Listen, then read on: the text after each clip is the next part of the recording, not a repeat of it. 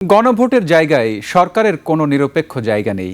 গণভোটে না ভোট দেয়া মানে ২৪-এর বিরুদ্ধে যাওয়া বলে জানিয়েছেন সমাজকল্যাণ বিষয়ক উপদেষ্টা শারমিন এস মুর্শিদ। নিজ মন্ত্রণালয়ের নাম পরিবর্তন উপলক্ষে আয়োজিত সংবাদ সম্মেলনে তিনি বলেন, না ভোট দেয়া মানে স্বৈরাচারের পক্ষে দাঁড়ানো। রাষ্ট্র সংস্কার চাইলে হ্যাঁ ভোটের বিকল্প নেই। বিগত ১৭ বছর একটি দল ক্ষমতায় থেকে স্বৈরশাসনের চরম পর্যায়ে এগিয়ে নিয়ে গিয়েছিল। গুম খুন করে মানুষের ভোটাধিকার হরণ করেছিল। গণতন্ত্র বলে দেশে কিছুই ছিল না। তারা সংশোধিত না হতে পারলে রাজনীতিতে ফেরার কোনো অধিকার তাদের নেই।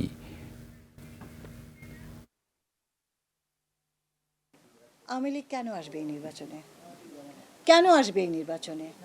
আওয়ামী লীগ যে ধ্বংসযজ্ঞ করে গেছে, আওয়ামী লীগ প্রমাণ রাখুক এই দেশের মানুষের কাছে যে সে শুধরোচ্ছে, সে পাল্টাচ্ছে, সে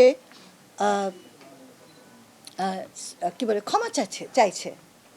আওয়ামী লীগ কিচ্ছু করেনি।